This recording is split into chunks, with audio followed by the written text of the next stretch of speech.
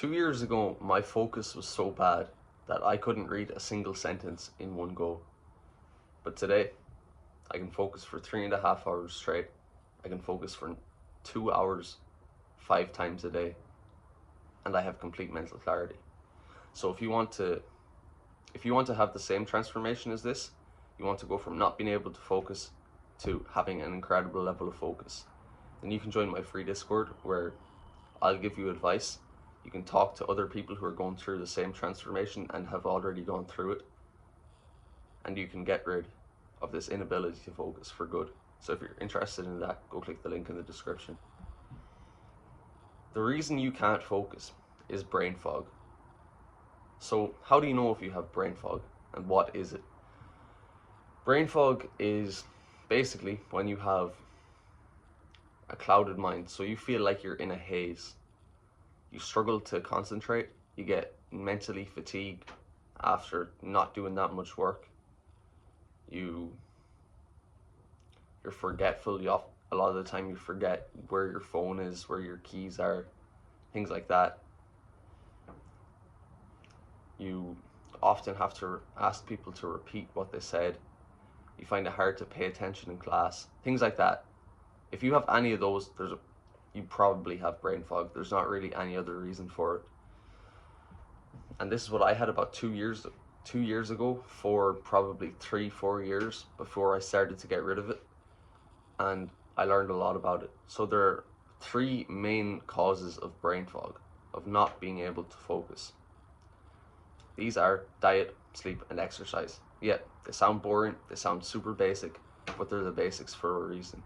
If you can just get the basics right, your brain is going to be so much better than it is right now, so much better than 99.9% of people, that you will genuinely be shocked when you look back in however long it takes, a few weeks, a few months, whatever.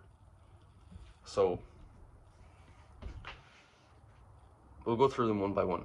How do you fix diet? Well, you probably know that sugar is bad, processed foods are bad, but there's more to it.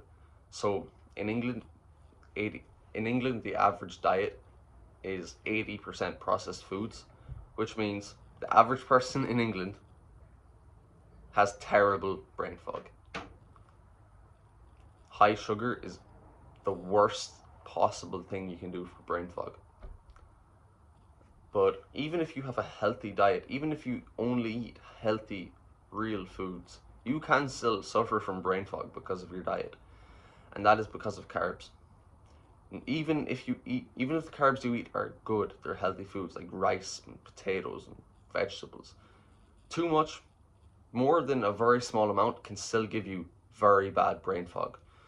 So basically, when you eat more than a certain amount of carbs, and it varies from person to person, different people have different carbohydrate tolerances. When you eat over your carbohydrate tolerance level, you're going to get brain fog. You're going to have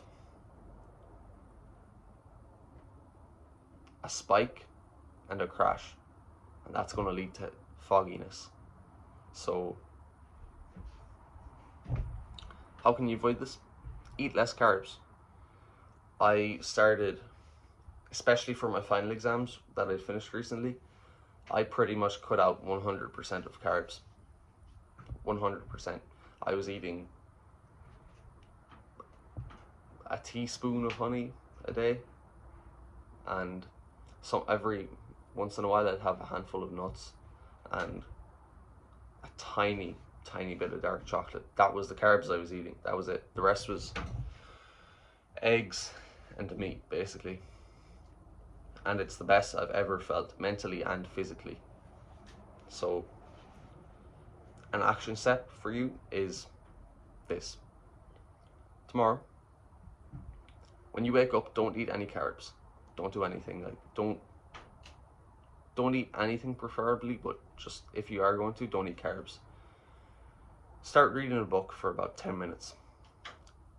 Then get a bowl of oats or a plate of rice or whatever carbs you can get, and start eating them as you read. And pay attention to your level of focus.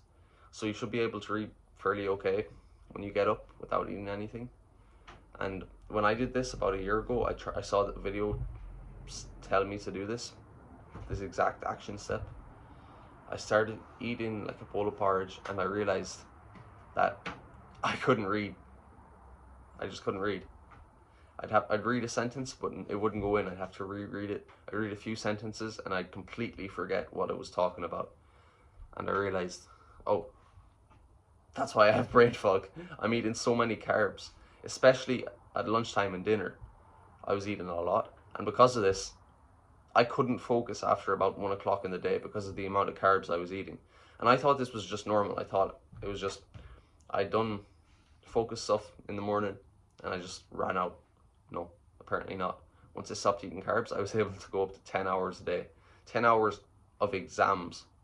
So my main studying tactic is just doing past exam papers and marking them and analysing them.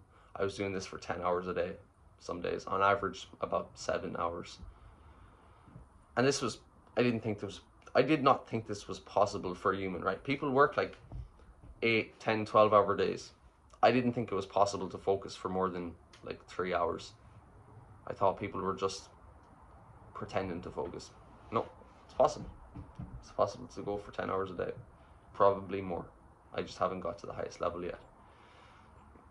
So that's what happens when you reduce carbs. And if you have an unhealthy diet, if you eat sweets and things like that right now, if you just cut those out, you're going to see a massive improvement. It's nearly, I'm getting excited thinking about it because I used to eat a lot of stuff like that, and just getting rid of that, even when I was still eating a lot of carbs, I thought I was superhuman for about 2 weeks. I was like, oh my God, I can focus so well. And then when I got rid of the rest of the carbs, I was like, oh, I was not able to focus. I just thought it was just so much better than when I was eating like sweets and stuff. The next thing is exercise. So you can be exercising and still have brain fog. And you can be doing everything right and exercising and still have brain fog. And that can happen because you need to do cardio. So basically you need to be running because it's just really important for your blood flow, and most brain fog is caused by a lack of blood flow to the brain. So you need to be running. So action step, pick 1 day a week, just 1 day out of the entire week. Pick at the same time, maybe a morning, maybe an afternoon, whenever you know that you can consistently do it, and just run for like 10, 15, 20 minutes. That's it. Doesn't have to be fast. You don't have to start timing it. You don't have to start competing. Just run. You can do it on a treadmill, in a park, outside your house, wherever. Just run. So if you play like football, basketball, any sport that has running, you're probably okay. It definitely won't hurt, but if you're doing that already, don't worry. And the next thing is going to the gym, because when you're training your entire body, your blood flow is just going to be amazing. And it sounds so weird, but it's just going to help you so much. And especially right after, you're going to feel amazing. So yeah, go to the gym and run. And if you play a sport, amazing. Bonus points if you go for a run out in nature. You will benefit so much, and you will just have such a clear head and such good mental health. Going for a run out in the forest will solve a lot of mental health problems. So go do that if you get the chance. The next thing is sleep. It's a simple idea to do it well, but it is kind of hard, and that's why most people don't do it. The hard part is staying consistent. So right now, if you have a calendar, write it in your calendar. If not, just think of it in your head.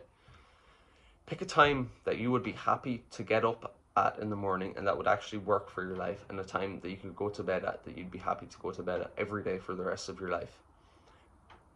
Make sure they're either 7.5 or 9 hours apart. And this is because you want to sleep enough, but not too much. And it should be in multiples of 90 minutes, because your body works in your circadian rhythm, your body's internal clock works in 90-minute cycles. So basically, I'm not going to explain it all here, but if you wake up after sleeping in blocks of 90 minutes, not waking up in each one, just multiples of 90 minutes, You're going to feel so much more energized, alert. You're going to be able to start the day as soon as you wake up. So do that, and do your best to stick to it. You won't be able to stick to it every day. That's just the nature of life. But if you can stick to these times and close enough to them 80% of days, and on the other 20% be within half an hour, and if you're not doing this already, you're going to see a massive improvement. You're going to have so much energy. You're going to be able to focus better and for longer. And this is really good if you're a student. You'll be able to remember the things you learn for months longer, literally months, years maybe. Yeah, months or years. Because if you're sleep depriving yourself to study more, you'll remember that stuff for a few days. In a week, you'll remember some of it. In a month, none of it. If you have good sleep and you're studying in an effective way, you can remember it for years. So don't sacrifice your sleep, please, because your life will be so much better if you don't. And the next bonus tip is how to manage your phone. I'll just tell you exactly what to do. Turn your phone on grayscale, because you know how sometimes you impulsively go on your phone? That's because of the way it's designed, and a lot of that is to do with habit and colors. So when you turn your phone on grayscale, the apps will be less impulsive. You'll be less likely to accidentally waste time on them. Next, move all the apps that you don't use productively away from the front page. So my front page is just my calendar, my timer app, and all the apps I use for work, nothing else. So when I go on my phone to do something, all I see is the productive apps, and I don't get distracted by those because they're kind of boring. And the next thing you can do as a bonus, a lot of you won't do it, but the 1% who do are going to see such a massive improvement in focus, such a reduction in brain fog, that your life will change. Turn off all your notifications, even your messages. When your brain knows that it could get distracted, you're not going to be able to focus to a high level. And if you do get distracted while you're studying or working by a notification, your focus is just ruined. It's gone. You mightn't even realize if you're used to it, but once I started doing this, preferably leave it out of the room, but once I stopped getting distracted by my phone while I was studying, my schoolwork got so much better. My grades got better. I was getting more done in a shorter time. Everything improved.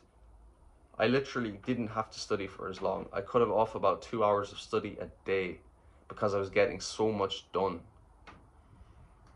So it's just amazing, really. If you can manage your phone correctly, it's so easy to set up, and still most people won't do it. But if you do, congratulations, because your life is about to get a whole lot better. So if you're interested in learning everything to do with focus and getting rid of brain fog, and you want to talk to people like me who have gotten rid of brain fog completely, who have learned all the lessons, and you want to talk to people who are currently in the process of getting rid of it, then you can join my free Discord, and the link to that is in the description. So go click that right now, and I hope you found this video helpful.